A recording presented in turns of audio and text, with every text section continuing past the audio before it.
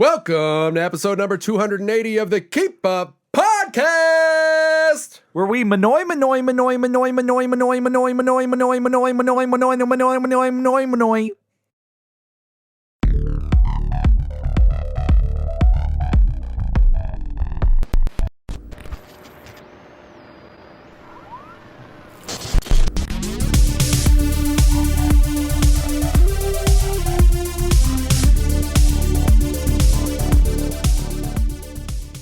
What? You want me to do it again? Oof, I'm tempted to say yes. Can I be honest with you? It started sounding weird after like the fifth one. Oh, like, dude. Like I felt it like took I was you 5 for it to sound weird? I felt like I was being teleported into a portal to who knows Yeah, where. me too. I blanked out for a second. Yeah. Well, given the pause, I think it's time to say welcome to the Keep Up Podcast, where I'm Brett and Tim is Tim. That's me. We talk about all the things we consume, be it media or food, and let you know whether it's worth keeping on the list, baby! Keep it on the list or sleep it on the... Wow, you did The that wrist. last week. Yeah. Not last week. I'm almost positive it was last week. No. Keep it on the list or sleeping on the wrist. Right? Is that what I said? Yeah. Yeah. And I there's no way that becomes like a thing here. No, but I guess as part of your introduction, I have to find a different way to... Dude, I can't even hear what you're saying because all I hear in my head is Manoy, Manoy, Manoy, Manoy. It's literally, I don't understand. I hate it so much, dude. I don't know what is happening. Finally. I gotta turn you down a little bit. My comeuppance. Comeuppance. What a crazy word that is, huh? Yeah. That's wacky. It's like revenge, but for Muppets. My eye's twitching. You know what helps eye pain? Sonic music.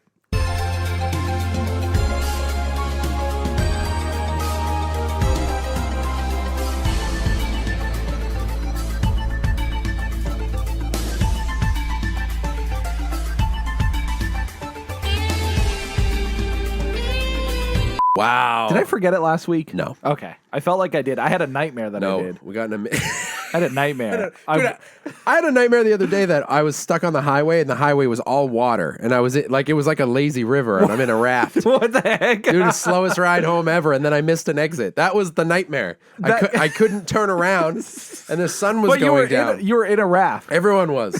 That's how highways worked in my nightmare. I kind of like that scenario. No, dude, Then it I sucked. could drive. Because then, If everything's a raft, but you miss an exit, it sucks, dude. Well, it takes forever. that's life. And then I couldn't turn around. And then the sun started going down. I was like, oh, it's a really pretty sunset because everything was water. Yeah. And I was like, I want to show Rach a picture of this when I get home. So I took out my phone, and that was so stressful because everything is water. Yeah. But somehow I was dry. Right. Real weird, man. You got one of those upgraded rafts. Yeah, I guess so. I guess so. I guess so. I guess so. So 280, 280. right? Here we are. Yep. And That's a long time. It's a long time. It's a lot of episodes. Yeah. And I don't know. I guess that's it. You know what I mean? So That's it. thanks for hanging out. I wonder. How often do we do that? I was just joke? going to say, I wonder how many episodes I've fake ended. Yeah. Probably a lot. It's a good time. Probably too many. Simi just turned 40. She did. Yeah. My daughter's turned 40 years old. Yep. That was a good time. It was. That was fun. What did we do? She had like a cheese party. Dude, she ate so much cheese. I do think cheese-centered foods are maybe the best. I am nervous for a day if I become lactose intolerant. Big shout out to my lactose intolerant friends. I'm sorry, and anyone who's listening. Not that we're not friends. I'm just saying, like, if I don't know you like that, Right. If we're not like companions. I'm just saying anyone who's lactose intolerant. I'm sorry for the cheese content of this podcast. Yes, because it might come across as offensive. Right. She had cheese and crackers. Right. Pizza. Mozzarella sticks. Yep. And then probably other stuff. Gummy Cheesecake? worms. There was no cheesecake. Missed opportunity there. I know. It Do you- seems so obvious. I feel like I want to have a cheese birthday now. Cheese birthday. A cheese birthday. I want to rent out a room and fill it up with all different cheeses? kinds of cheeses. Okay, if you did something like that, like, because I do the pizza potluck, Yeah. and at some point you're like, I can't eat any more pizza. Right.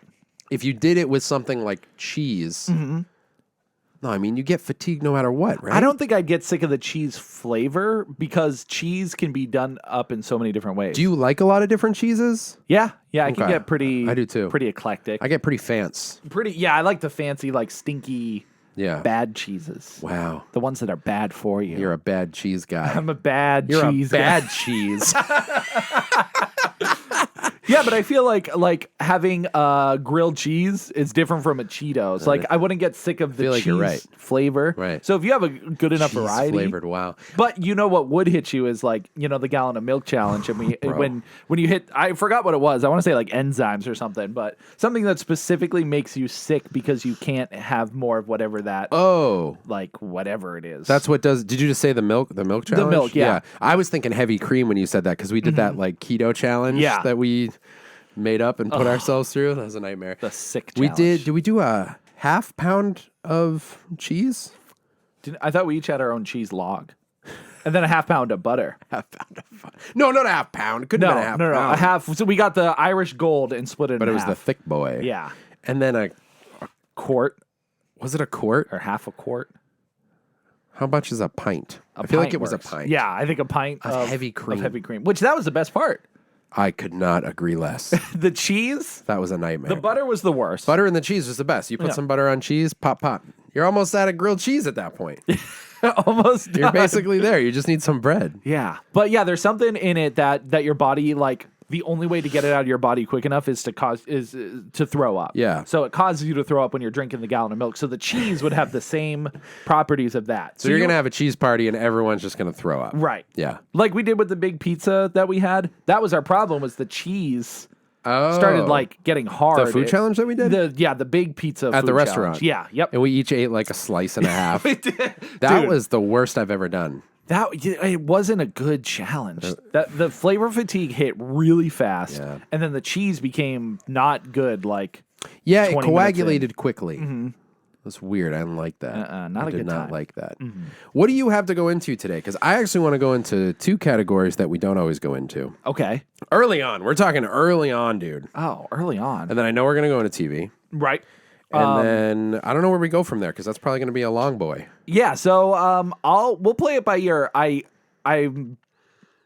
It's crazy to me to think that we might not hit video games again. It's possible. Because I've been watching.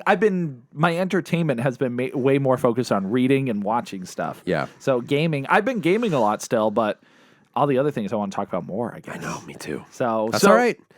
Dude, we've probably prioritized video games a lot. I think so. And I'm going to sneak us into a little bit of video game talk today. Yeah. So maybe I can, talk about a game or two there. But yeah, TV, movies, I think is all I got before that. Cool. And then books if we want to get there, but. All right.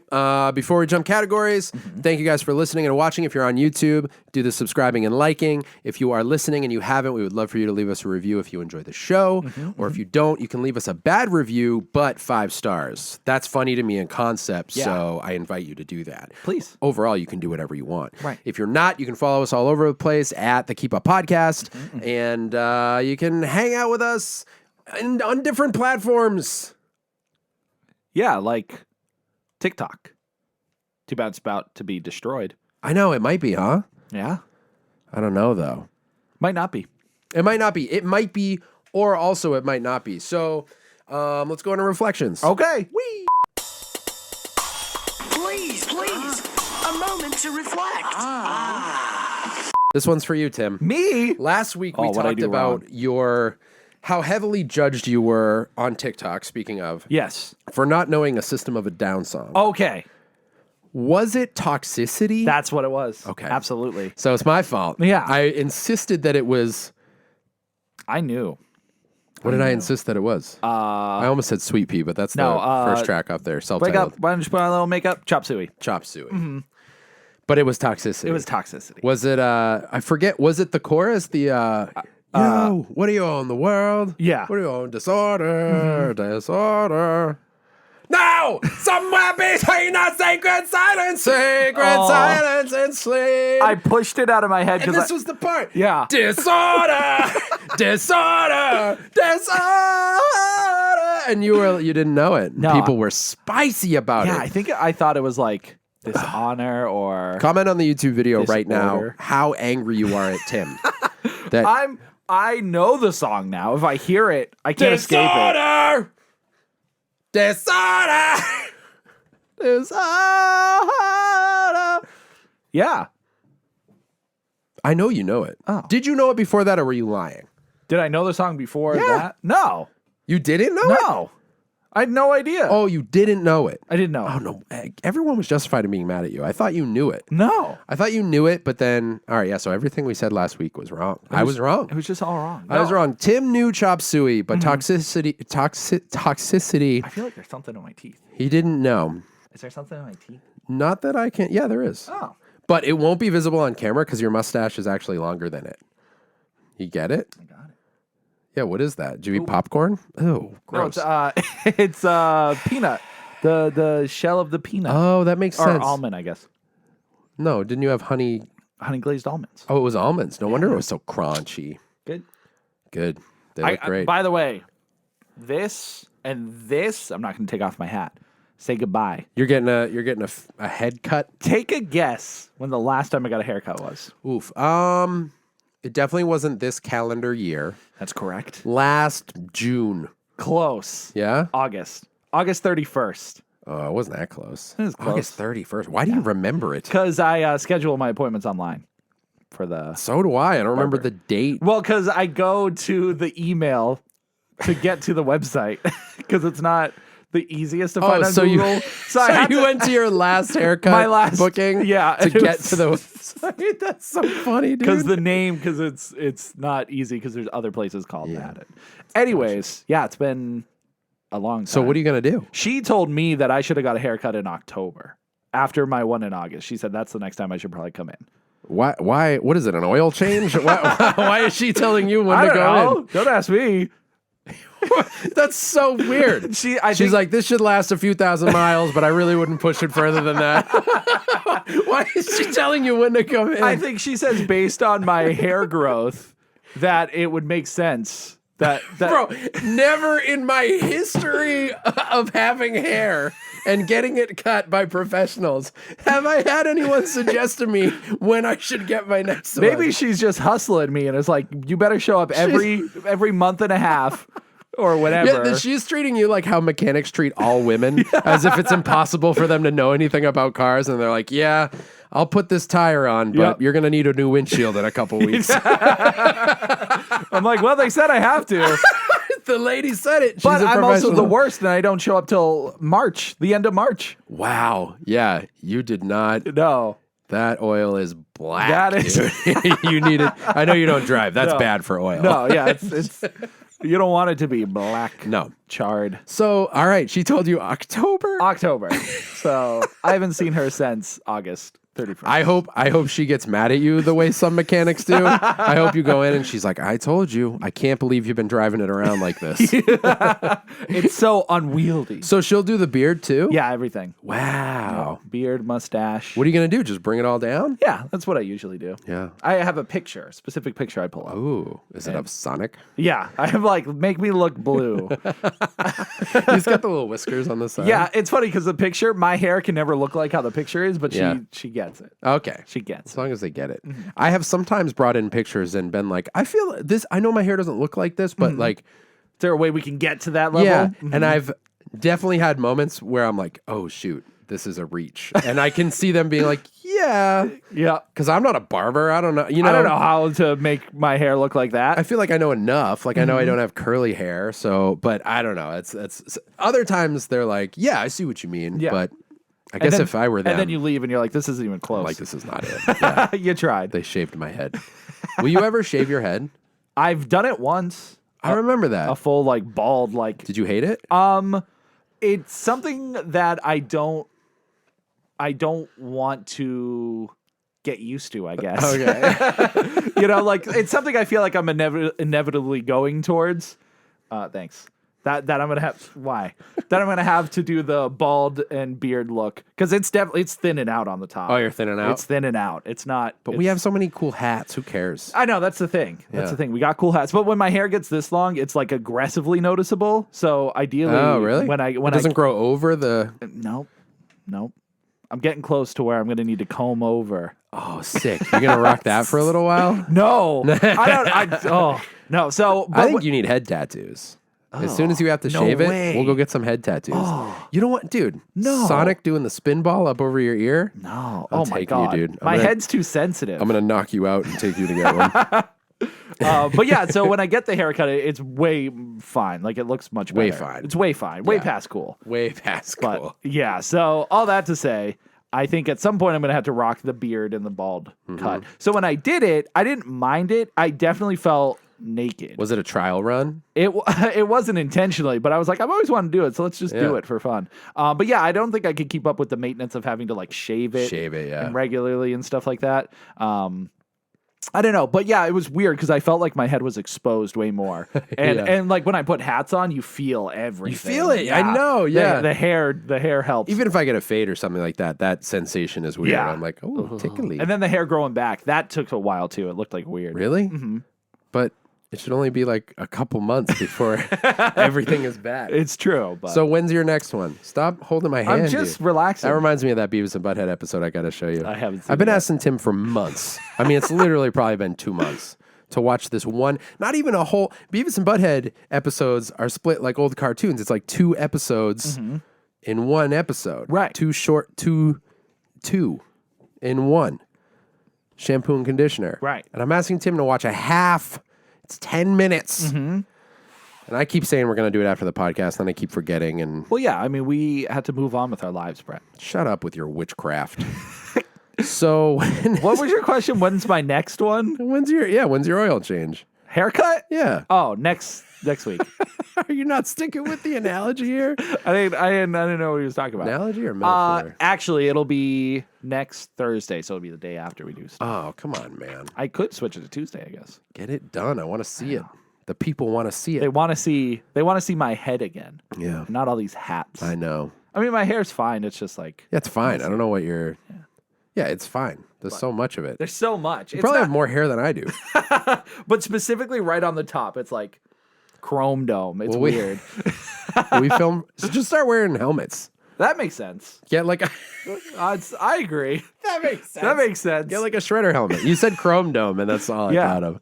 Luckily, we filmed the podcast from the front, so you don't have to worry about Although it. too you can much. see it if I do like this. Why is my eye still twitching? I know. Come on. Are we still in reflection? So Tim didn't know toxicity. Yeah. He knew the other one, Yeah.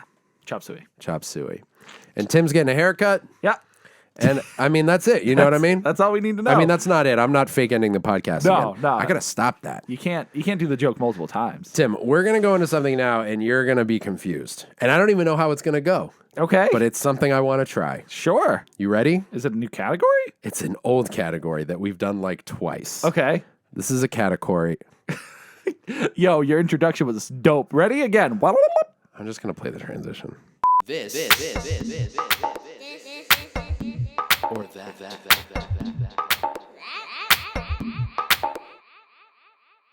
I don't know where we are. Tim's lost.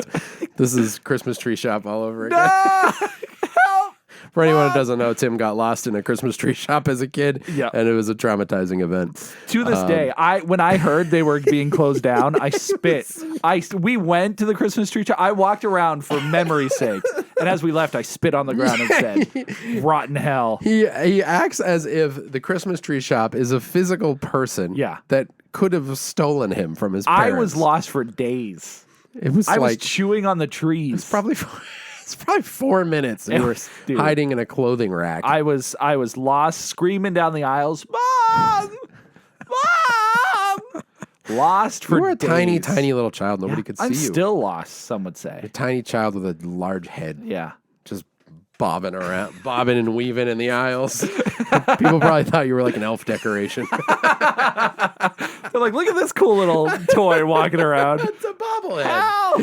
Mom! I'm I hungry. don't know why it yells mom. That's weird. Yeah. Did Christmas Tree Shop have clothing? I don't know. No. I said clothes racks. Yeah, I They're definitely- weird. They were like, for anyone who doesn't know, I don't know if they're like or if they were like a national thing, but they were like, what, like a Hobby Lobby or like a Yeah, they were basically just like they had a bunch of decorations year round for Yeah. all sorts of holidays. Yeah, it wasn't like a shop of Christmas trees. I just Right. wanted to clarify that. Right. I don't know why that's important. Yeah, it's a bad name for a place. Just to really. like, it's very bad. It's like naming a restaurant like only breakfast. But they have They serve all the only meals. lunch and dinner. Yeah. So what do they have there? Oh, just any meal. Yeah, you can just go whatever anywhere. you want. Where are we going for lunch? Only breakfast. Okay, what category are we in? We're in this or that. Oh, This is a category Tim came up with. Yeah. I mean, I feel like I'm not exaggerating when I Yeah. say we haven't done this in 100 episodes. I think you're right because the premise of it was I had this hat Yeah. full of a bunch of different topics Yeah. and we would just like pull one out or two and then we would discuss this or that whatever we preferred. Yes, and sometimes they were like wildly different from one another. Mm-hmm. I'm using it in a different way. Oh, hey, I'm Because glad. Bring it back. I feel like we can do whatever we want. Right. Also, what's funny is the transition for this. My son recorded. Yep. I mean, he was probably like 5, 4. How old is he now? He's 10. There's no way we did this 5 years ago. No, that's true. Maybe. I guess. But I the don't last know. time we used the cat, I mean, I guess maybe he was 6. I don't feel like he could have been much older than that. Well, yeah, I mean, because it was before COVID and all that stuff. It's 2024 now. Yeah. So, yeah. So old. Yeah. So, bringing it back, here's what we're going to do today. I wanted the excuse to talk about this game that I've been playing, but I didn't really have a lot to say about it, and I think its predecessors are better. So, the past couple days, I've been playing a lot of Dead Space 3. Okay.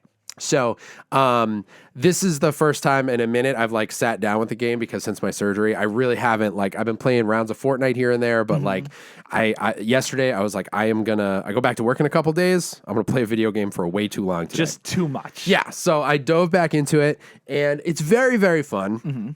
I think the writing in this game is a little like, I don't know, every 10 minutes, it's just like, how do we separate the main character from the group? And then how do we get the group back together and what are they mad at him about? And then how do we get them separated again? Yep. And then it's like these little conversations that happen that really don't matter. It's just about getting you to the action and to the monsters.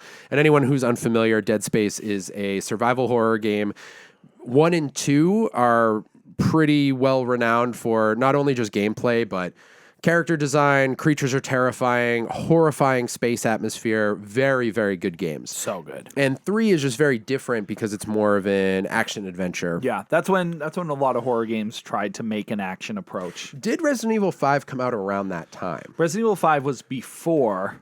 It was around Resident Evil 6 when that one came out. When Dead Space 3 came out? Yeah. So, that makes a lot of sense because 5 was so action-oriented. Right. So everyone says 4 is kind of the changing point when a lot of horror games started focusing on action and stuff. It's a shift.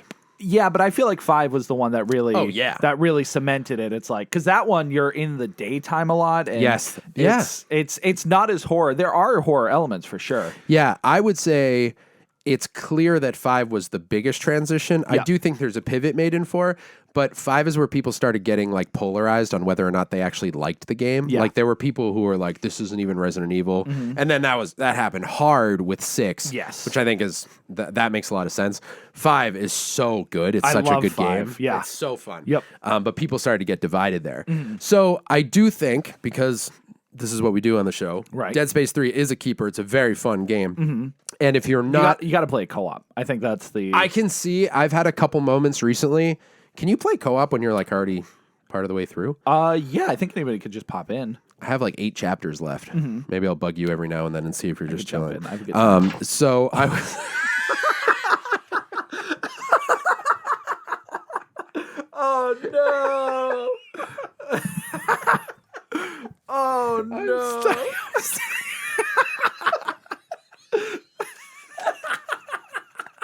Did you not think it was going to be as powerful as it was? This might be edited out, but shoot, that's funny. Oh my god!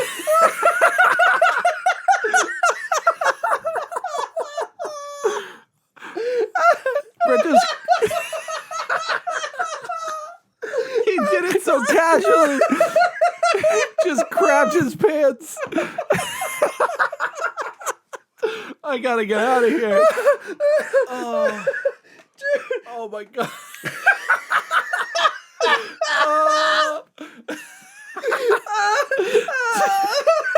it like rippled out.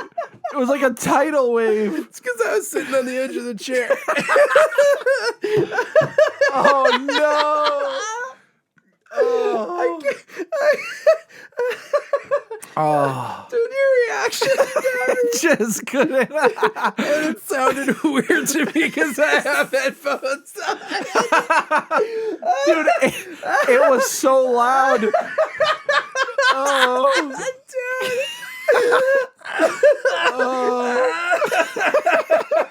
Oh, I'm gonna cry. I was just trying to speed by that real quick.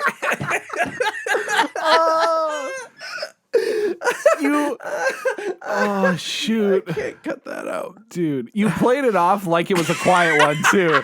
You like, you were just still talking. It just came out like a thunder shock. Oh shoot! Sorry, I was just. Do you need some tissues for your eyes? No, dude. I need I'm- one for my nose. I'll be right back. Get one. Oh, I wonder if the mic picked it up. Sorry for the intrusion, for the interruption. Oh my gosh. Yeah, maybe. Is that in the show? Dude, I'm just thinking about what we have to talk about later, and this episode's gonna be a roller coaster. Right, people are gonna look at the title and be like, "Oh shoot, this is gonna be This is gonna be deep. this is gonna be deep." And then Brett craps his pants. The first 30 minutes, Dude, sometimes. dude. Do you need to go wipe or something? I'm You good, bro. Oh, I keep it dry. Dude, I hear people talk casually about like how like the last time they've crapped their pants. And I can't. Do you have like a No. memory of the last There is no point in the past 20 years, 25 I years. can't remember. I've definitely farted and it was intense. You know? I don't think I've ever even had like close calls. Like I know. I've pretty well maybe. You know, the closest I can think of is like if I have really bad diarrhea. You know? Hey, don't It get ha- too detailed. Dude, it happens like every day. We don't have an explicit tag, so be don't. careful. No, but you know, sometimes I feel gosh. like, you know, I've been dreadfully sick before with bad diarrhea, and Right. that felt like it was going to be uh-oh. It's real highbrow stuff. Dude, we're still in this or that, and I have no idea what we're getting to. I don't know. All I was trying to say is that Dead Space 3 is a keeper. Maybe we'll play it together sometime. Yeah. And if you're, it might be weird to jump the first two. Yeah. But if you're not into horror games, I do think Dead Space 3 is just like a fun playthrough, and the story really doesn't matter a whole lot. There's a guy and some other guys that don't like him, and there's a girl, and it does expand a story that 1 and 2 like sets up. Obviously, it is a continuation. But I just like, even as I'm playing as someone who knows the story, Yeah. I'm trying to move on. I'm letting you. That was so funny. It really was. Your reaction. What the heck was I saying? Oh yeah, even as someone who knows the story, I'm just like barely even paying attention. Like I'm treating it really falls apart. Yeah, okay. It's not just me. Like I'm treating the dialogue like commercials almost. Like Yeah. normally when there's dialogue in a game, if someone's talking to me, I politely will be like, "Babe, hang on a second." Or if it's one of the kids, I'll be like, just wait, just 1 second. I'm sorry, Shut up. because you can't rewind it. Right? You could pause it, I guess, but I still have PTSD from trying to pause games and having it skip cinematics. So I Oh. never press pause. It's just like a thing. I fall into that a lot with retro games. Like if I'm going back and playing old Yeah. stuff, I'll skip cutscenes and It's dangerous. I'll have to pull it up on YouTube, find the I moment do I'm that at, all and, the time. Yep, because you have to see it, and Yep. all it is someone being like, "What?" and then it like, and then it cuts to- fades to black, and you're like, "Well, oh, that's all I missed." that's all." So here's what I want to do in this or that, because I Yes. was thinking about it while I was playing it, and I did want to talk about the game, but there's not a whole lot to say about it. 1 and 2 are superior. 3's fun. What in your mind are the 3 top horror game franchises? 3 top horror game franchises. Yeah. Not top 3, the 3 top. Yeah, Okay. Makes a difference. you're right. It does. Because I was thinking Dead Space is like up there. I think Yes. it's up there with. Well, I won't say what with. I feel like maybe it's obvious, but when you think like 3 best like well-known horror game franchises, Because I mean, it's easy to list Resident Evil, Silent Hill, and Dead Space. those are the 3. Those are the 3 that like I think consistently across the board people really enjoy. People have a fun time with. I mean, Resident Evil definitely makes my list. Yep. Dead Space definitely makes my list. Cool. Those are top 2 for sure. Number 3, I can jump around. Now, Silent Hill has some really strong games. Yep. The original trilogy is really great. Yes. And then it kind of falls apart. 4, I've never finished. 5, it does what Resident Evil 6 does and goes into a more action forward take. And what even was 5? 5 was Homecoming. Homecoming. That's right. And that one I actually really liked. Haven't played in years though, so I don't remember how it is. So it kind of falls apart. But then you get PT, which is still one of the best horror games ever. Yeah. So it's tough to deny what I really enjoy. Another one that comes to mind is BioShock. Oh, true. Okay. Same thing though. The third BioShock is very much like action, not horror. Yes. And where the first 2, But- I think. Yeah. Oh, yeah. I mean, Infinite is superior to BioShock 2. It's so for good. sure. I don't know if it beats 1, but they're I don't either. They're on par with I each don't know other. if it can. So BioShock's a good one too. So here's what I'll say: Yeah. keep Resident Evil Yeah. and Dead Space. Yeah. Pick which third you want to be included in this edition of this or that. It's tough because on the fly, like there's probably a couple because it's got to have more than one game. It's got to be a franchise. I would say go with a franchise. because Yeah. there are definitely horror games that I like that are like individual horror games I think it would be more fun for you with a franchise. with a franchise. Yeah. Um. And either one would be good. Silent Hill or BioShock. Yeah. I think either one of those could be interchangeable. Yeah. As far as other horror games, Outlast is really good. No, pick one. Oh, out of those 2, Pick a third one. That's it. Well, that's what I'm doing. Oh, you are? I'm okay. listing- yeah, Hey, hey guys, I'm sorry. I didn't know what was going on here. All I'm right? thinking out loud. All right. Thinking out loud. But Pick one. I I'm just kidding. Take your time. think Oh, yeah. Outlast is a good one, too. Outlast. Hold on, let me take a quick cheating. He's cheating, I'm guys. looking at my games. Dude, my throat and my eyes. Dude, that was still so funny. hurt. That was so I funny. guess if I had to make a decision right now, Yeah. And we won't hold you to it. It's no Yeah. big deal. It's for the sake of this or that.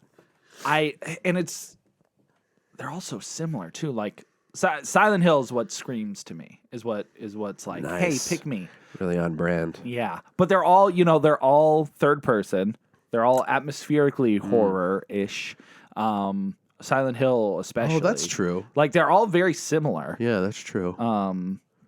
But yeah, I think I would do Resident Evil, Dead Space, Silent Hill. Okay. Keep those in mind. Yep. Think of your favorite things about those. What Did you catch favorite any of things that, or- about those? Yep. So, Yep. like think of your best of, greatest hits of the games or characters or whatever. And I got 3 questions for you. Okay. Okay. And you have to pick one of the 3. Okay, We are now entering this or that territory. you got it. Dead Space. Yep. Resident Evil. Yep. Silent Hill. Uh-huh. Who has the best characters? Resident Evil. Yeah, I think that's right. Most memorable, and they consistently come back throughout the series. Right. Where Dead Space really only has Isaac, Yeah, it's really just Isaac. and then Ellie, Yep. But I feel like and Nicole, which one's Nicole? his old love. Oh, that's right. That's right. But But- you're right. The recurrence kind of gives Resident Evil. Yeah, I think, and they're all one-uppance. memorable. Like Wesker, you have Leon. They're all cool. Like, They yeah, are you can't cool. beat it. And Silent Hill, I don't remember. Yeah, it's anybody. almost like it's almost anthological. Yeah, Like, I mean, they obviously there's the main characters Yeah. that you play as in all the games, but yeah, they just don't stick out as much. they don't. I agree. Okay. Yep. Number 2. Best games overall. It'd probably be Resident Evil as well. Dead Space, because what Resident Evil has over the other 2 is the amount of games, and they have That's true. consistently better games. Not all of them, but like when I think if I had to play Dead Space 1, 2, and 3, Yep. back to back and play Resident Evil 1 through 8 on top of like spin-offs and stuff like that. Yeah. Like I think I would have a more enjoyable time going through all the Resident Evils. And Silent Hill is great too, but Silent Hill is more puzzly. That's true. And Resident Evil has the puzzles too, but I think I just enjoy those games better overall. I think that's fair. I think the pace of it. I think after like 3 Silent Hill games, Yeah. you would want a little bit of a different pace. Yeah, where Resident Evil, you could do Resident Evil 1, 2, and 3, and then 4, 5, and 6 are like action. So Yeah, you they're get so like different. completely different games. That's true. That's a good point. And then 7 and 8, you go first person. So it's got, A lot of variety. yeah, I think the variety helps. Okay. Third question. I'm ready. Final question. Yep. Best monsters. So I feel like this is the hardest one because Resident Evil has very iconic monsters. Yep. Silent Hill's creature design is nightmares. And Dead Spaces, Yep. I think, is kind of a mix between the two, where they're very iconic. Some of them are so like disturbing and nightmarish, and they're kind of like Silent Hill in space. Yep. But I don't know if they quite reach how terrifying Silent Hills are, like in concept and when you first meet them. Yeah. But that's my take. So to say like your favorite creature design or best monsters, I feel like Yeah. it's tough. I'm leaning towards Silent Hill because they're genuinely more scary than like Resident Evil has really cool designs. Right. And like zombies are scary and they all look cool and Nemesis is sick and all the tyrants and it's got a lot of cool creatures. Yeah. But Silent Hill is creepy because it does a lot of like biblical creatures too. Always and scary. and yeah, like adding the religion aspect to things because that's more based in reality. Yeah. Not that we can get biblical creatures attacking us, but they're like nurses and they're like things that are more kind of realistic, but turned into these monsters. That's so interesting. I was thinking about this recently with a movie that I watched. I love religious imagery, and I think like it's either super beautiful or super terrifying. yes. Like I find that like Yeah. what's the other one? That's the vaguest question ever. The side-scrolling one that's like amazing and the art is so cool and Blasphemous. blasphemous. Yes. The art in that is now that art is actually beautiful and terrifying to Right. me, and It's I love both. it so much. But that's a good point. That it does do these like. Yeah, I don't need to reiterate what you said. What you said is true. Yeah. Yeah.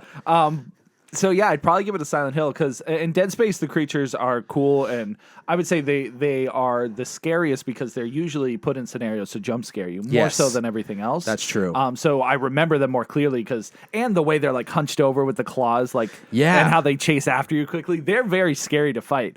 But yeah, I just think Silent Hill, the nurses, Pyramid Head. Even some of the bosses, like there's the big worm in Silent Hill 3, and there's I think the last boss in Silent Hill 1 is the like crazy woman in the box, and like there's it's pretty they're pretty terrifying. And then you probably didn't even like think about Lisa in No, PT. yeah. Like, Oh my God, yeah, dude, terrifying. So Silent Hill gets it. I think Silent Hill gets it. On this edition of This or That, Dead Space versus Resident Evil and Silent Hill, Tim gives 2 Resident Evils Yep. and 1 Silent Hill. No Dead Space. No Dead Space. Not with these questions. But it's still great, which is funny because Dead Space is actually what spawned this or that. yeah. Wow. Wow. That's that fun. was fun. Hey, comment what you think. Yeah. Because we want to know what you think. Or we message can- us what you think. You guys can give us questions.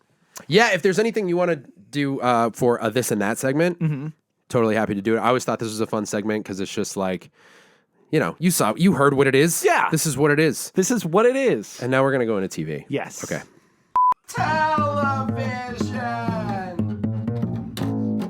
I guess it's time It's time to talk about a thing. to talk about a thing that is Hot off the presses. hot off the presses. It's something I've wanted to watch for a while because they've been building it up. There's been like promotion and trailers and all this stuff about it. And today / tonight / whenever you're listening to this, we are going to talk about Quiet on Set, the dark side of kids TV. Kids TV.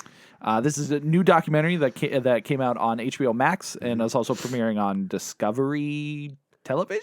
Oh, really? They had like a simultaneous premiere. Oh, I didn't know But that. it was on TV, the first 2 episodes, and then I think the other 2 episodes might be out by this point On Discovery. on Discovery. But it's fully out on HBO Max. Yeah. So it was actually interesting just from a television / streaming perspective. Yeah, it's a because weird way to do it. Yeah, like they released it and then people had to wait another like week or so to catch it. Yeah. But technically, if you have cable, is it free? I don't know. I don't know what the No, either. That's strange. why they did it like that. But Stuck. Carry on. be free, brother. All right. I got it. I figured it out. So this is a documentary focusing initially on Dan Schneider, which was a well-known producer / writer / director of way more of Nickelodeon shows than I thought. Me too. The massive cash cow for Nickelodeon. Yeah, he did all that. He did Kenan and Kel. He did Drake and Josh, Zoe 101, iCarly, Victorious. I mean, The Amanda Show. The Amanda Show, yeah. Yeah. And he just he was a writer for a while and then eventually became like producer and director and like he had his hands in everything. Yep. And it's kind of crazy because he really influenced modern culture as far as comedy and a ton of people nowadays, my generation, but yours too, of like how our comedy is and just a cultural touchstone. Yeah, all that was massive for me. Yeah. And I only knew him as like, I'm pretty sure he did cameos in All That and in Good Burger and stuff Yep. like that. And that's literally, I was like, oh, that guy? Yeah. Like that's the only thing I've ever seen him as. Specifically in the documentary, there's one point where he's dressed up as like Einstein or the old guy. Yeah. And the Amanda Show Yes. skit. And I didn't even know that was him until Yeah. they showed it in the documentary. I was like, whoa. It's crazy how instrumental someone can be in that many things. Yes. And I never knew who was behind them all. Why, that was the hardest I've ever had. Hardest time I've ever had saying something Yeah. in my entire life. And That was out of control. Yes. Yeah, like I never had a name and a face to put with like someone that was responsible for all He's this. like the Christopher Nolan of Nickelodeon It's shows. crazy. It's crazy. Yeah. Even working on Amanda Bynes' show after. Yes. The Amanda Show with I think one of the co-writers of Friends. Yes. So like moving into different I worlds. forgot and stuff what the like name of the show, but I forget too. You got to watch the. What I Like documentary. About You. It sounds kind of familiar. That might be a actually. movie. It might be a movie. So yeah, that he's largely the focus in the first episode, Yep.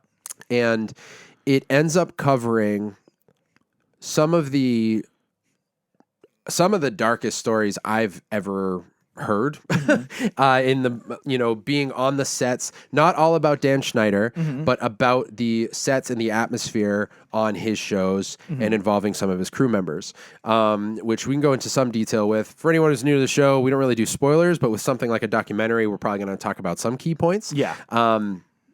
It is. Let's talk about it just as a show first. Yes. I thought the documentary was like so. It's one of the best documentaries I feel like I've maybe ever seen. Okay. I was so intrigued, and Yes. I sat down to watch. I was like, I'm going to watch 1, maybe 2 episodes. Yep. That's how I went in. I watched all 4. All 4. Yeah. It is captivating. I could not stop watching it. Yes, because the way the content is given to you, it's very well made in that regard. Yeah. There were some points where I felt like they were like leading you on a thread, and it ultimately didn't lead to anywhere. Yeah. Like they had certain people to interview and talk about, and they just talked about like a bad experience, and then there wasn't much evidence pointing one way or the other. If I they do were, like, agree with that. accurate with that. I have a comment on that actually. Yeah. Yeah, there were just some people that like, for instance, I think Mark Summers was in it. He was only in Dude. one scene in the first episode. Yes. And it feels so like, why have him? Feels like a tease. Yeah, a tease that he had like some story to Dude, tell. what's so funny is, at the beginning of a documentary, there's often like a setup and a bunch of shots of, and this one in particular, they're setting you up to, what am I going to see in this documentary? So it shows a lot of old shows, and many of you probably remember Mark Summers, who was the host of, Double Dare. What Would You Do? I think before that, he did a ton. I think he ended up going to Unwrapped after, right? Oh, did he? Oh, that's right. That's right. And when the show started, they started showing clips of that. And I paused it and I said to Rachel, I was like, I swear to you, if this show puts a dark spin on Mark Summers, I will turn it off and I will not watch the rest of the show.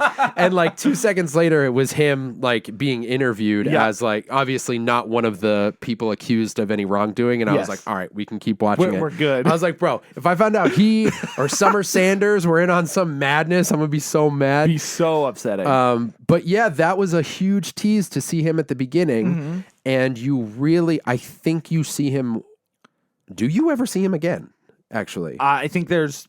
in the last episode, does he say like one thing? Yeah, he might just say one thing. Yeah. Like just some quick, like, just whatever. I don't even know if it was. That is a crazy one in particular to have Mark Summers, who is, if you're talking about that like golden age of Nickelodeon, Yeah.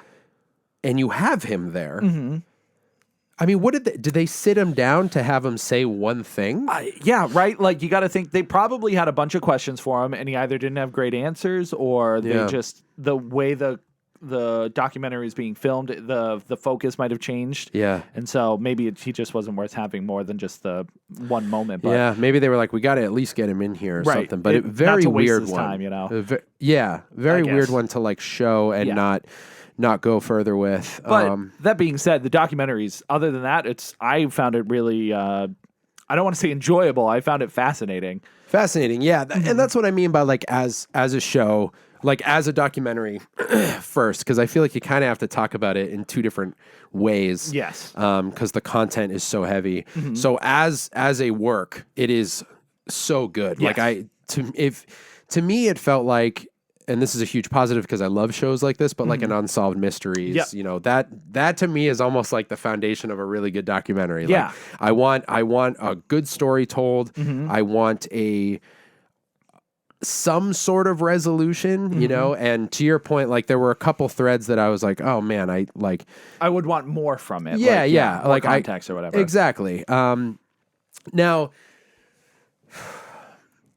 trying to think of what points I want to touch on because it left me with some interesting thoughts in the first episode.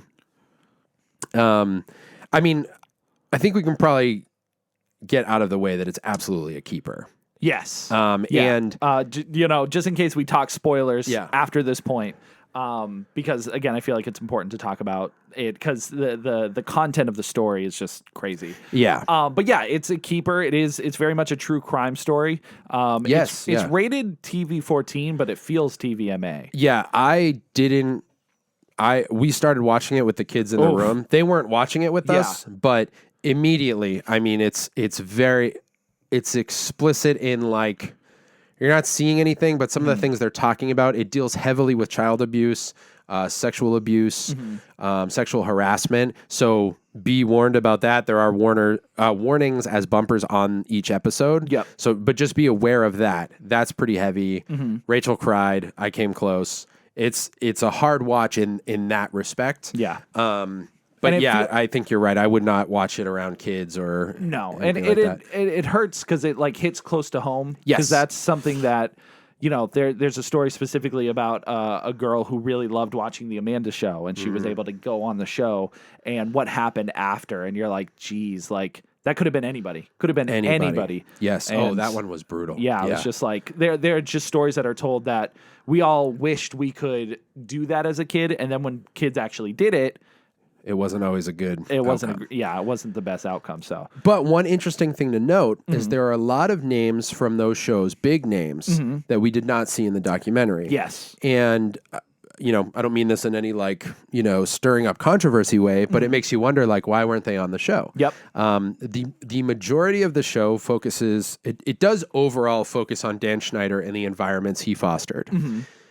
But the darkest parts of the stories are about two of his crew members, one in particular, yes, who it is my understanding he didn't hire or anything like that, but they did work for him for a long time.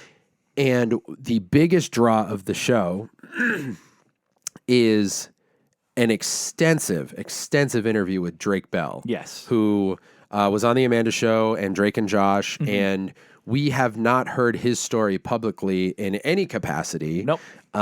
He kind of he was off the map for a while. Yeah, he kind of he had a DUI at one point. Yep. He ran away to Mexico, as a lot of us heard, and He got in trouble for texting with a minor. Yeah. And there were some other allegations, which I want to talk about those in a few minutes too. But just a lot of like off the rails child star stuff. yeah, and that's the thing. A lot of people were just like, that's another child star who's just completely lost it. Right. And having him tell the story he did, it kind of shines a light on all the other child stars out there who Yes. are it's eye opening. It's very eye opening. It really is. So I don't know if you've seen this yet, but what's interesting is, very soon after the documentary came out, Dan Schneider posted a 20-minute interview. I watched like the first minute of it. Okay. I haven't watched all of it yet, but So that exists. I would say it's worth watching just for consideration. yep. Couple things about this documentary. So a lot of the allegations are around the idea that a lot of the jokes in physicality on the shows were actually very much innuendo and very, very inappropriate for kids. There are other things that are in regards to the workplace. So there are these two writers that you hear from throughout the majority of the show. And I didn't love what they experienced, but I really loved hearing their stories. Yeah. And I guess what's a good way to say it? I was grateful that they chose to share their Right. stories and their 'Cause experiences. It sounded like there was a lot of writers that could have said something, and they were the only two who said anything. Yeah, and it's hard to share that kind of stuff, and it's which I find really interesting too. When you hear someone sharing trauma or a traumatic experience at all, you're like, of course, you're free to share this. Why would I blame you for this, or Right. why would I not have some layer of understanding or forgiveness for you? And depending on the situation, in some cases, it's like, why would I put any blame on you at all for this? Right. You know what I mean? But then when you do have something traumatic happen to you, it is a very real thing that stuff comes into your brain where you're like, I can't just go out and share this. Well, plus the other people involved. I mean, like, you do not know the amount of power that the people the power dynamic is crazy. Yeah, and the people you're speaking out against might very well cause some your inability to work. Right. Even. Like these are new writers. Yep. They're doing what they've always wanted to do. And and then this is compounded with the kids who are getting their dream very early in life. And what sucks is like, even as the writers who were young adults when they were going through this tumultuous workplace environment, I feel like as you grow as a person later down the road, you're like, that job was not like my entire life. Right. And it's like, you almost wish, this is not their words, but I've just thought about things like this. Like, I wish back then I realized that job was not my entire life and I spoke up more or whatever. You know what I mean? It feels like it when you're in it. Of course. Because you never want to just like lose your job unless No. you hate it or whatever. But Yeah. They said they liked it, actually. Yeah. You know, the That job was- itself, they loved. Did I cut you off? Or were you no, gonna no, say- that was pretty much it. Okay. I mean, I did cut you off, but Yeah, but there wasn't much else to say. Just jobs can don't worry about them. don't worry about it. Don't worry. Speak up if bad things are happening. So yes, 100%. I want to be careful with this because everybody who shared. So we hear from child stars. Some of them I recognize. I was like, oh my gosh, like Katrina from All That. Yep. I was like, I always wondered what happened to her. Yeah, because She there were people. I honestly didn't even know there was a second cast of All That. isn't that nuts? I didn't remember except the one kid with the glasses. He always stood out of my Yeah, my I mind. remembered him too. Yeah, that's so funny. I was so fascinated with them talking about like kids coming in to replace other kids and stuff because I have memories of being like, oh, I wonder what happened to that other cast member. Yeah. And then you just move on. You don't Yeah. think about it anymore. It's just like, oh, I guess that's it. They're not on the show. Yeah, and the idea of like when Amanda came in, she was such a big deal, and I remember loving her so much, and she was so good. And even in watching the clips of her as a kid in the Yeah. show, you're like, wow, she really She really was like so talented. She was very talented and still is. We Yeah. hope. Yeah, I guess she started resurfacing a little bit like on TikTok and stuff like Yeah. that, and I'm hearing she seems like she's trying to get better, and I know she's had the child star like rocky road of transition to adult Yeah. is like a very real thing, And it's kind of crazy because I remember her being in movies and yeah. She just did I think three pretty good sized movies. yeah, and she just disappeared. Like, and I don't understand why. Because it's like, is it Hollywood? Are they getting like just crazy and not making good decisions? Like, I don't know how that happens. I mean, to me, it ends up having a lot to do with power. And the tough thing when you have kids in that kind of situation, kids working that young, is ultimately like an adult to some degree has to be responsible for the decisions they're making. Yeah.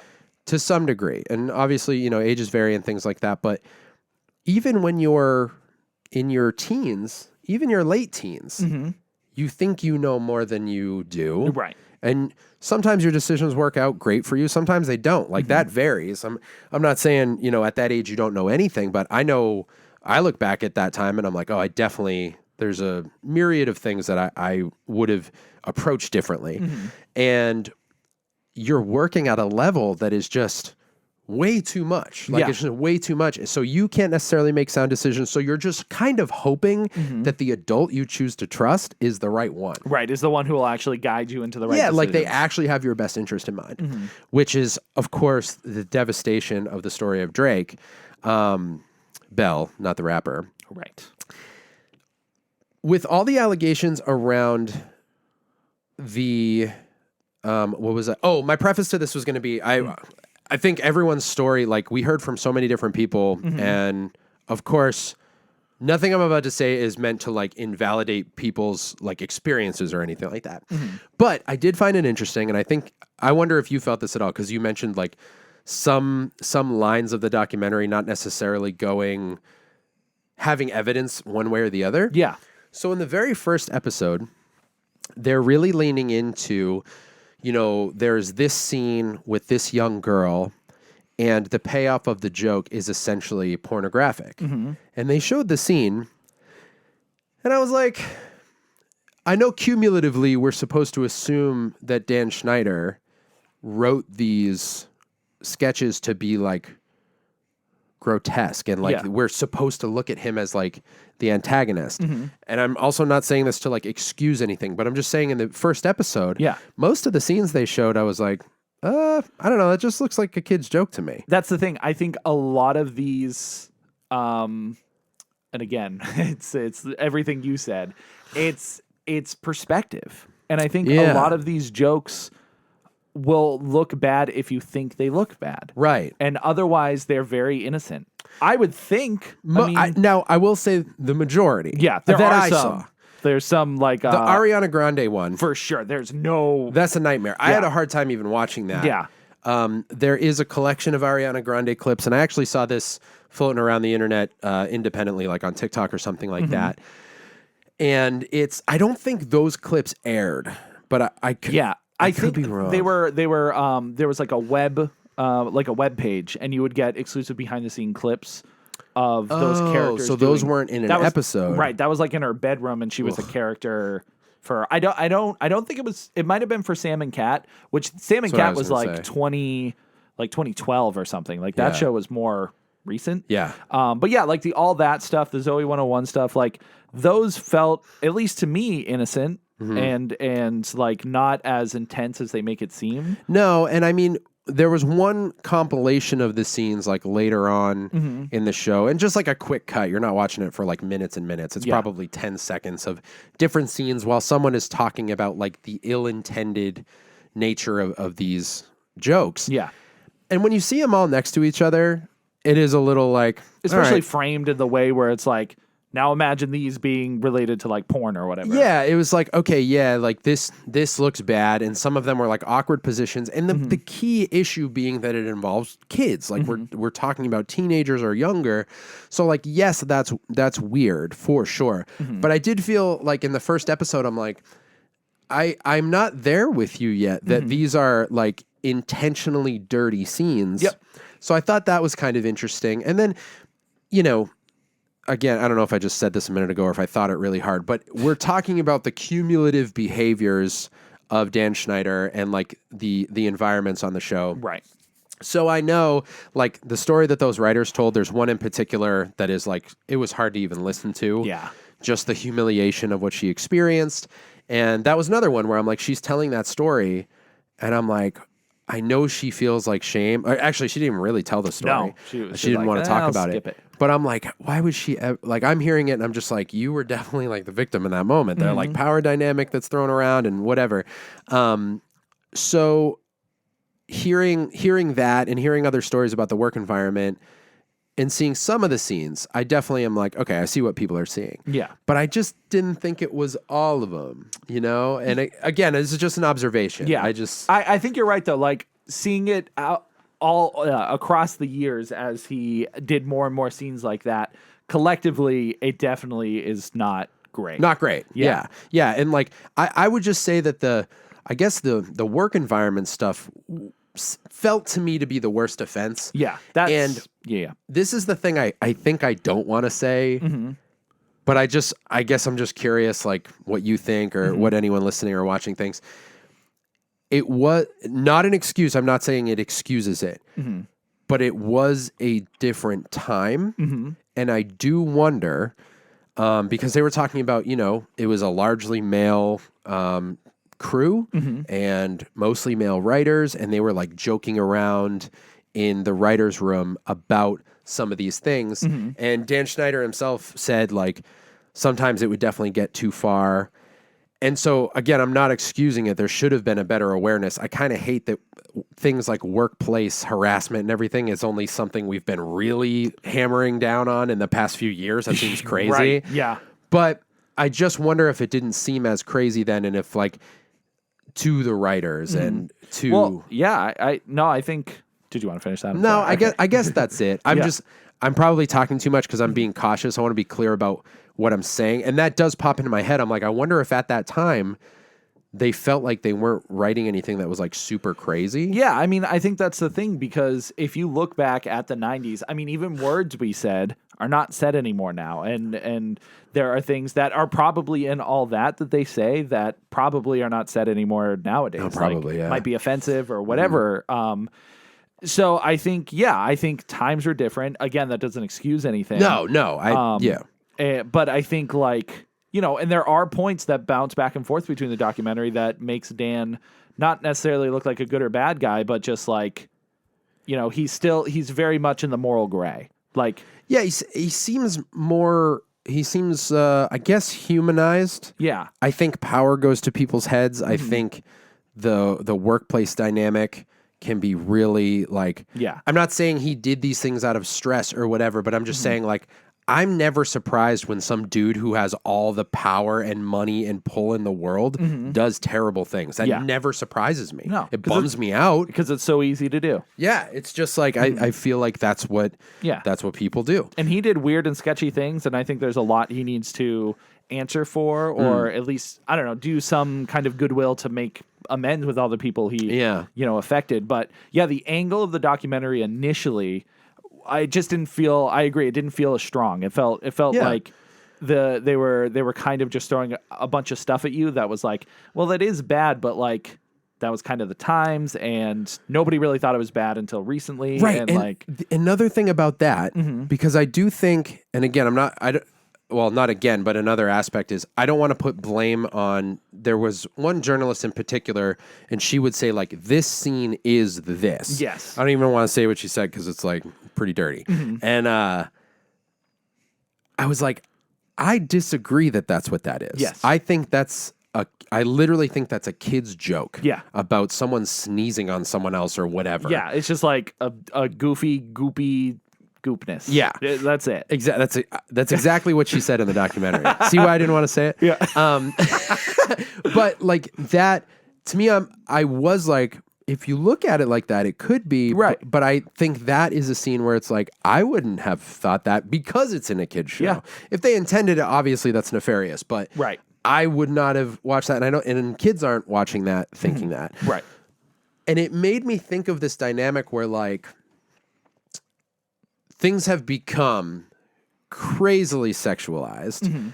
Adult content is so easily accessible. It's everywhere. Yep. I personally hate that.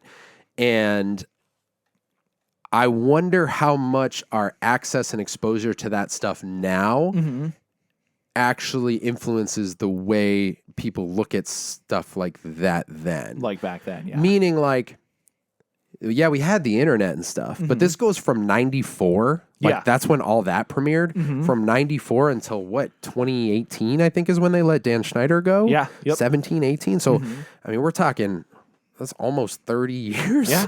You And know? so much has changed in that time. Yeah, a lot. So we're looking at that stuff now with the perspective of like cultural influence. You could probably do that with any movie from the time. Like I watched, yeah. you know, I watched Bedazzled recently. Oh, and yeah. I think that was like 2004 when that came out or something. But yeah, I mean, again, there's a ton of stuff in there that is very sexualized and very like, but it was fine for the time, and it wasn't like a big deal. And I don't think it's, I don't know, it doesn't stand out as weird because my brain is like, this is too sexy now or whatever. Like, Yeah. Well, but it feels like a movie that'll never be made now. yeah, I mean, and there are like different. The key with this one is that it all involves kids. Yes. That's the thing that people are, and of course that's a problem. If these things were intended. And I Yes. do, it did seem like I said, there were some where I'm like, I don't know how you overlook how weird this is. Right. And you got to think of all the other people involved because, it's not exclusively Dan that was writing these jokes. Right. He had the power to control which ones went through. Right. But there were other people, it sounded like a team of writers who were writing these jokes and producers and directors and like Yeah. all these people who were just like, we're just making a show here. Like, Yeah. So, it's tough because did any of them think it was bad or because it was the 90s, nobody thought it was bad because it wasn't? Right. You know, I don't know. I It's don't just know. an interesting dynamic there. That one was something. Again, the workplace stuff. Like, I don't know. It to me, I walked away with some discussion points, which I guess is what Yes. we're doing right now. Yep. The other aspect about that, like you just said, you feel like he needs to like do something to like own up to it. So the interview that he released is so interesting because it feels insanely manufactured, Oh, it does. That's funny. but mostly by the interviewer, not by him. Okay. But I'm sure it's like So the guy that was interviewing him played a character on iCarly. on iCarly. Yeah. And he says that at the beginning. He's like, I've been on sets with you, which could be a good credential or a sus one. Right. You know what I mean? Right. But there's something I'm sure if it's calculated, if it's one, it's probably both. But just the way the dude is interviewing him feels weird. But he does ask all the questions that I would have for him. Yeah. He's like, what do you say about this specific woman who said this specific thing? And he does make a lot of apologies and stuff like that in the video. And I'm not saying that is not an excuse for 25 years of an abusive workplace. No. But it did make me think like, what do we do with this? Like, I do want to hear him say the things he's saying, but then like, is it up to the public to decide if it's genuine enough? Like, I'm sure it's too little too late. Oh, yeah. Because the people in the documentary are talking about this lifelong damage they've experienced from this tough workplace. And I think this is the bigger theme here is like Hollywood and child actors. Yes. And if it's happening in kids' TV, like let alone on other productions, Right. Who knows how crazy it gets on like really big budget movies and stuff. And maybe maybe it's the reverse. Maybe it's like, of course it happens in kids' TV because it's mostly kids, But it's just that is the bigger thing. That's like, some of the slimiest parts of the documentary are where parents were led to believe everything was okay. Yes. And it was totally not. No. The fact that they had multiple pedophiles on set, Yeah. whether or not people knew it, is just crazy. Yeah, it's wild. And the actual police reports. And the other thing that made this just a wild documentary is there are moments where they're talking about one pedophile case and literally outing celebrities that were there to support that guy. Yeah. I thought that was wild. It's crazy. I don't know how they got those letters unsealed. It was like, yeah. I mean, you're getting like exclusives. I'm like, and as they're leading up to it, I'm like, are they about to reveal a bunch of like names? Yeah. And they did. And they did. Photos and names of like celebrities that were there in the courtroom. Yep. Well, the courtroom's not confirmed. Oh, that's right. That's right. Thank you. Watch the documentary. Don't listen to me, guys. That's right. They wrote support letters. Right. To get a specific person a lesser sentence and probation and stuff like that. But yeah, so the other half of this documentary does focus on Drake Bell, and he is, I would say, probably the most like famous person to be in this documentary. Again, like a lot of people would expect, like I would say so. at least as far as like considering all the other Nickelodeon stars that were in the movie. Yeah, like or the documentary. I mean, like we said, there's no like hosts. Yep.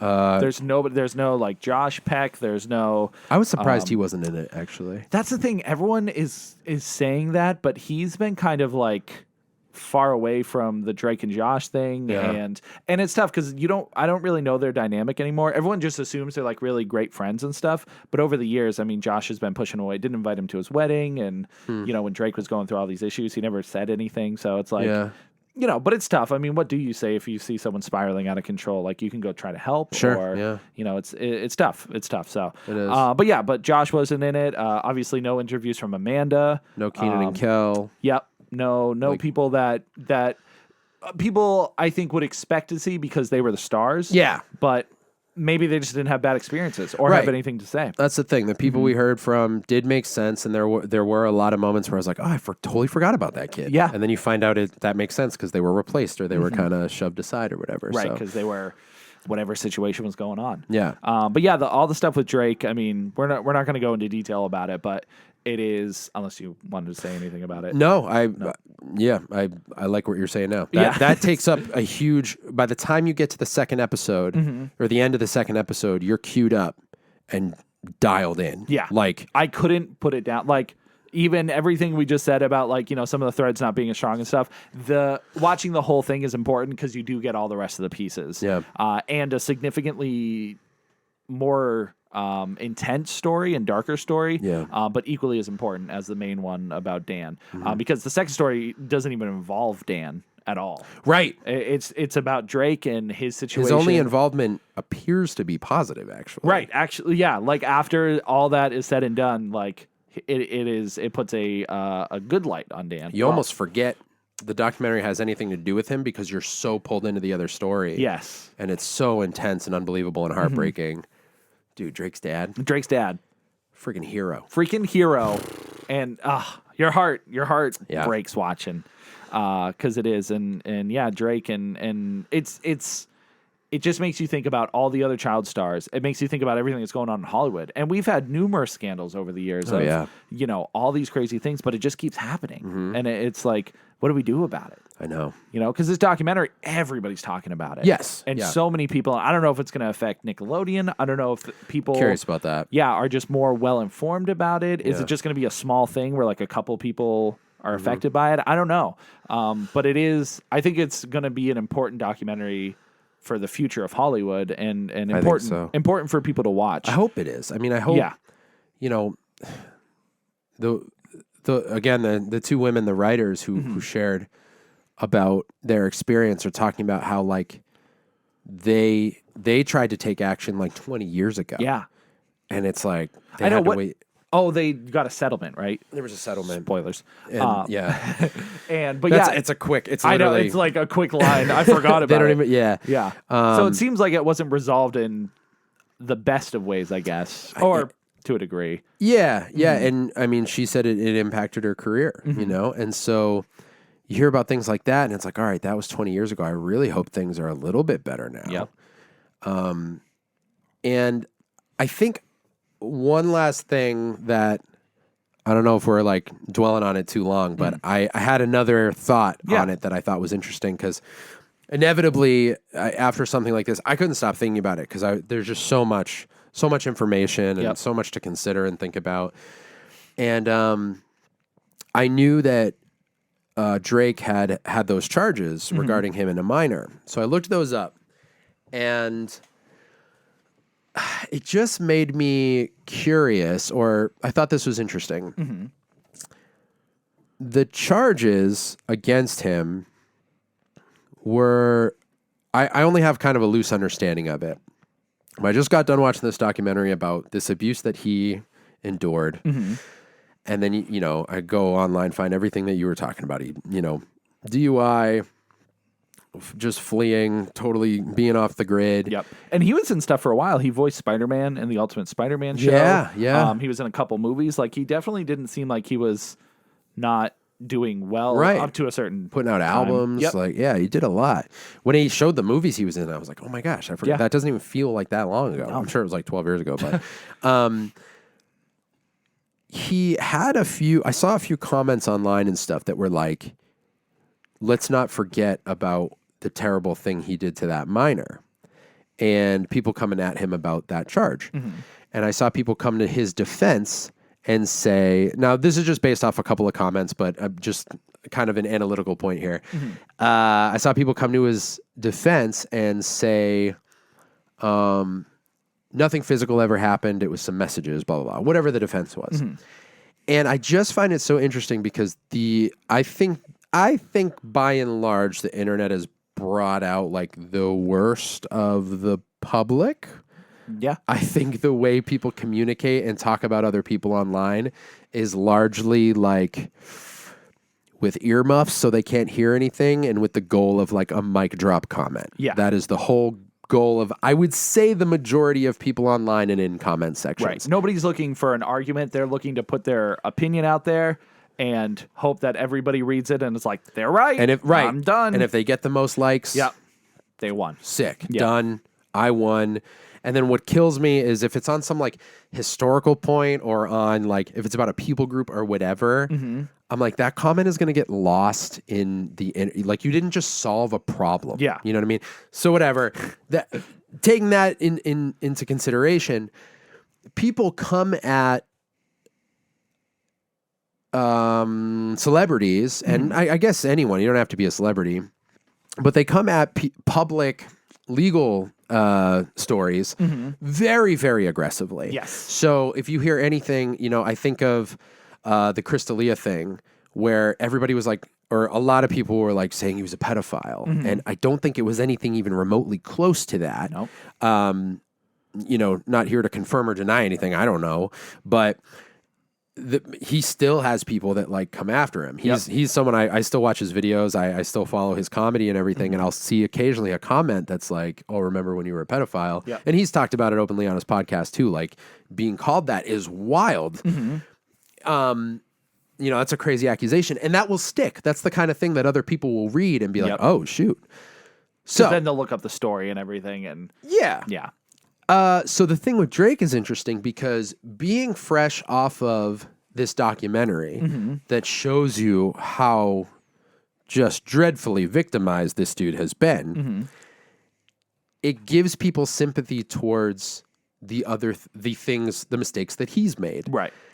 And I just find it interesting that if this documentary didn't exist, I don't think people would even consider being that sympathetic or curious about what his story is. Yeah. Because again, what's been done to you doesn't excuse someone who's been hurt can do something terrible to someone else. It's not an excuse. Right. But it's just the fact that like it might not excuse something, but it could explain something. Right. It gives people more understanding, which could ultimately lead to forgiveness or just understanding can lead to a lot of different positive paths. A little bit of grace. Yeah. And again, like grace and forgiveness doesn't mean that person isn't held accountable. Right. Because the consequences of their actions can be terrible. Yeah.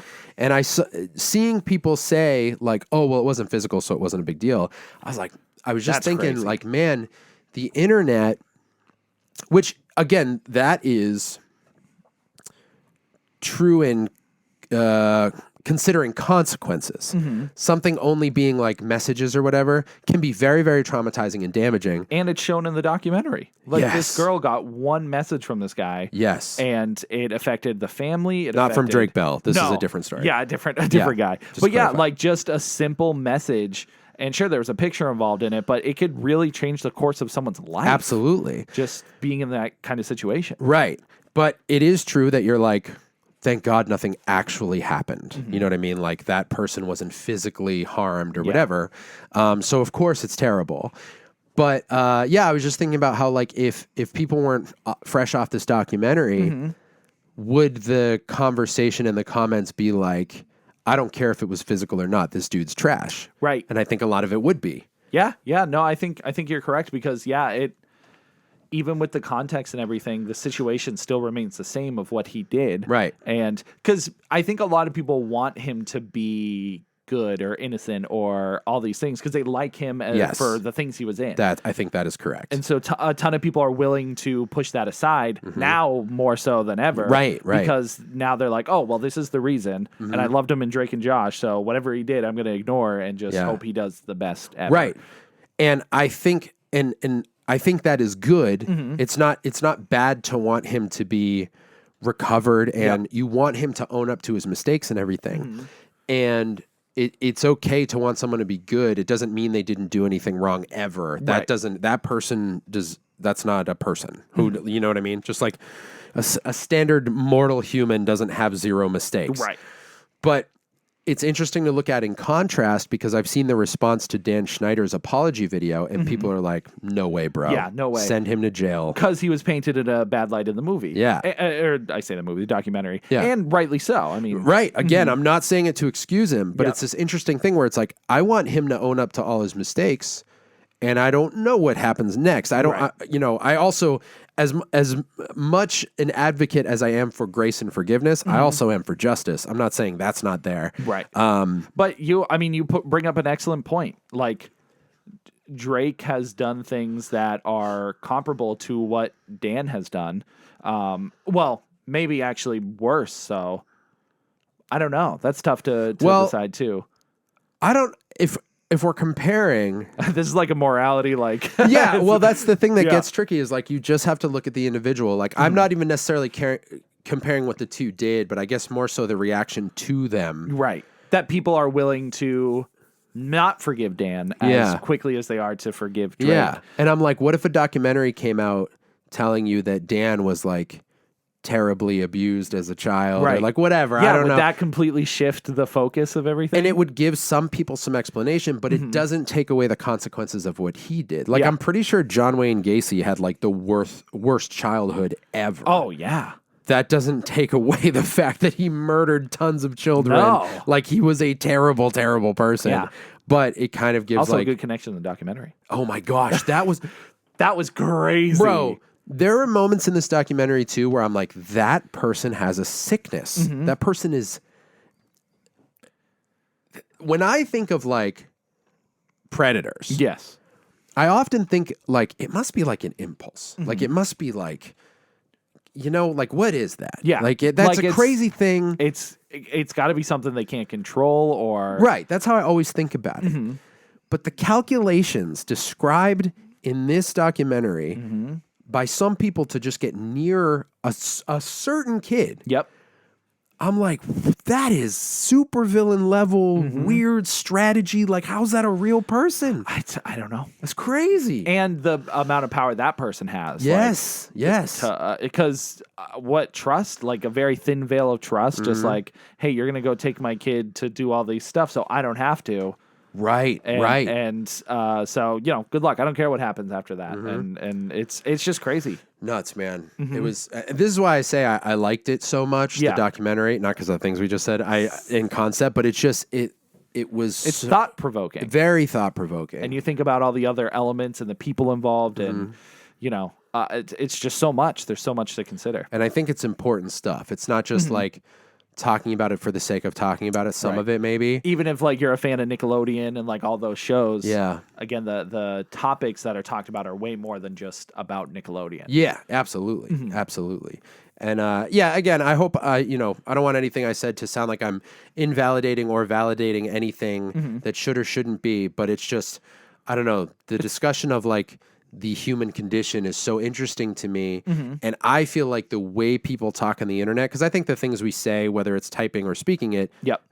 has power and it's important. I think everyone's stupid on the internet. Everyone's dumb. Everyone's so dumb. stupid, Including us. Including us. I have things I've typed. Yeah. I wish Facebook would stop giving me memories of posts Dude, I put every up. day I log on and I'm I'm like, why did I write this? Why? And the worst is I can tell you why sometimes. Yep. I'll read it and be like, I thought I was so cool. I thought I was funny. I posted that so this one person would see it and Yep. know that I like whatever, listen to this band or I went and did this thing, and I hate seeing through myself, Yep. and my past self, and be like, why did I do that? And that's just a part of growth and whatever. But the bigger things where it's like someone who really did some terrible stuff or someone who got convicted of something, and it's like all they can do is apologize. And then I guess my question is like, is it up to us? Does it matter if we decide their apology is good enough? yeah, or, who does determine it? Because like, can he get in trouble for it at this point? I don't know. He's been talking about having a comeback, I guess, and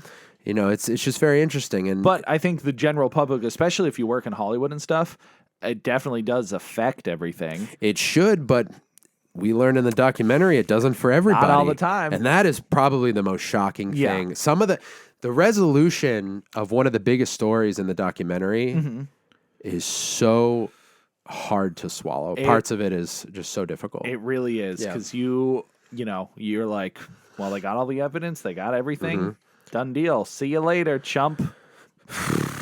Well, it's crazy because, I think the big thing to point out to all this is the lack of internet at that time. Yes. Because when said person gets the resolution and it's all complete and the things they go to do after, I think if that happened today, I think they would really struggle to get a job because people would be outing them all the time. Yeah, absolutely. And they would be known. Everyone would probably know that, especially because of like this documentary. Right. But at the time, it's very easy for producers and writers and all this stuff to hide behind the veil of a bunch of other ones because they're like, all right, because there's no public eye on them. Right. Nobody's thinking like looking at Sweet Life of Zach and Cody and being like, who's writing here? Like, yeah, right. Nobody knows any of that. 100%. Yeah, I think that's very true. The behind the scenes kind of culture that we have now. Because I couldn't tell you any producers or writers for any show. I mean, ever. Us not even knowing what he looks like, Dan Schneider looks like, and having watched like 5 or 6 of his shows, just goes to show that. And that's part of the it was a different time conversation too, because it's like, not that excuses the behavior, but you're not thinking of accountability is very important. Right. And if you have none, I mean, that's kind of like the origin of what people call like locker room talk, which I think is, it's fair to say like, yeah, I say some things around these people that I wouldn't around others for, some reasons are okay. Yeah. But if it's just like blatant disrespect or like, obviously there's a line is my point. Yeah. The kind of stuff that like, oh, if you got caught joking around this way with these friends, you wouldn't say a certain thing in front of your mom that you would in some other friends. Right. That kind of thing. Yep. You know what I mean?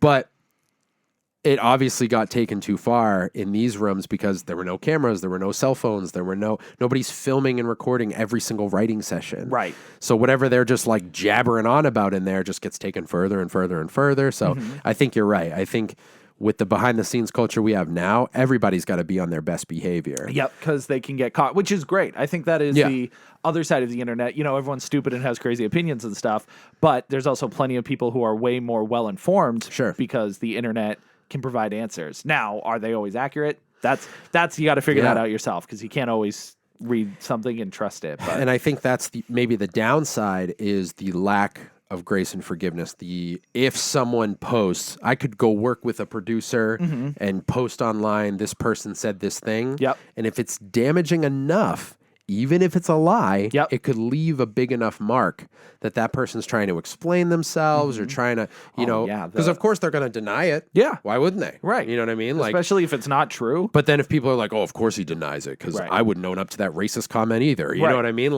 So that's the downside of it. But I think you're right. It just makes you... We say dumb things sometimes, so that accountability forces you to be like, oh, maybe I shouldn't do this, or put my hand on this person this way, or whatever it is. So yeah, the times are definitely. It's interesting to see that dynamic, and that's why it's so interesting that the documentary covers such a huge span of time. Right. I can't believe how long we've talked about this documentary. Because it was. I can't believe it. I think it just led to a good conversation. We when we're talking about media and stuff, we just talk about the content of what we watch. Yeah. But conversations, I always like having these conversations on the podcast about stuff. So, me too. But yeah, I think everything you said, Brett, was completely offensive, and you're going to hear from my lawyer at the end of this. You can afford a lawyer? 6 actually, with That's our unbelievable. Patreon money. Dude, I forgot about Patreon.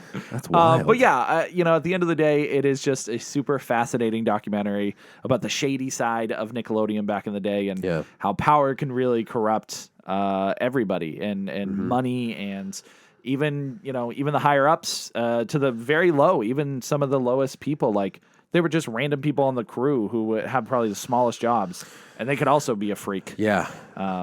So watch your kids. Watch your kids. Yep. Watch your kids. Is this number accurate? Have we been recording for 2.5 hours? No. 1.5. A 1.5. Okay. Yeah. Why does it say that? I don't know why it says 2, but it said 1 when we started. So It did. Okay. yeah, because it's only it's 8:40 now. I don't know how long we've been recording. We've been here, but we don't have to talk about anything else. I don't know where there is to go from that one. That would be Yeah. a hard transition into some of the goofy movies I've been watching. Right. Thank you guys for hanging out. This has been episode number 280. Please, please, please message, comment your thoughts about the documentary or Yeah. anything else we talked about. Would love to hear what you guys think. If you have any recommendations, anything like that, hit us up at the Keep Up Podcast. We're on Instagram, TikTok as long as it's around, YouTube. Was there something else? We're on Facebook too, the Keep Up Podcast, and patreon.com/The Keep Up. If you want some extra bonuses, I just posted a really cool bonus podcast, The Keep Up in Cricket City. Oh, it was a good one. Yeah, we talked a lot about art and promotion and the internet more. Apparently, that's what we're on about lately. Well, it's important. And we got 2 sick food challenges coming up. Yes, We're about that's to do true. one after this. Oh, that's right. I forgot about that. Tim, why don't you Yes. tell everybody Uh-huh. where they can find your other work? You guys can find me at Collection Revolution on TikTok, on Instagram, on YouTube, on Twitch, Twitter, wherever social media exists. I'm probably there hanging out. Brett, What? where can everybody find you? You guys can find me at This Drink I Like It, Boing. both on TikTok and Instagram. There's a link tree there that will get you to my music, my streaming, my other podcast. I've been pretty quiet on all fronts lately, but if you haven't seen my streams or heard my music or my other podcast, then it's all new to you. So you can go check it out. Yeah. You know what I mean? And I got new stuff coming soon. I just been in planning stages and recovering from surgery stages, and it's fine. And get off me about it. Okay. You know what I mean? I'm not saying nothing. Leave me alone about it. Thank you guys for hanging out with us again. We love you. Thank you to our patrons. You guys are the coolest. Tim Yes. is going to do what's called End Babble, where he talks nonsense for about a minute and a half. Your theme Yes. for the End Babble Yes. of episode number 280 of the Keep Up Podcast is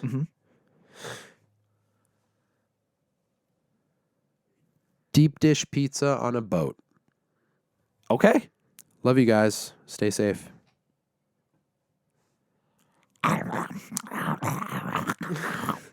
The gremlins took over the great boat of Skrumlambi.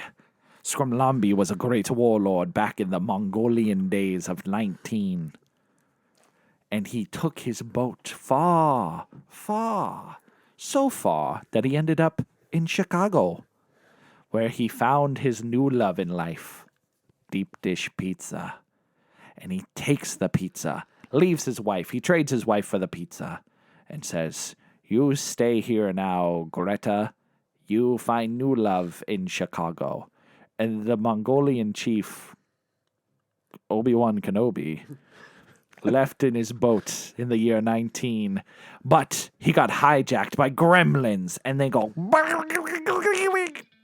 and they ate him. He had no chance. He didn't even get a second bite of pizza. And the gremlins, they find the pizza and go, "Chicago, Chicago," and they consume the pizza.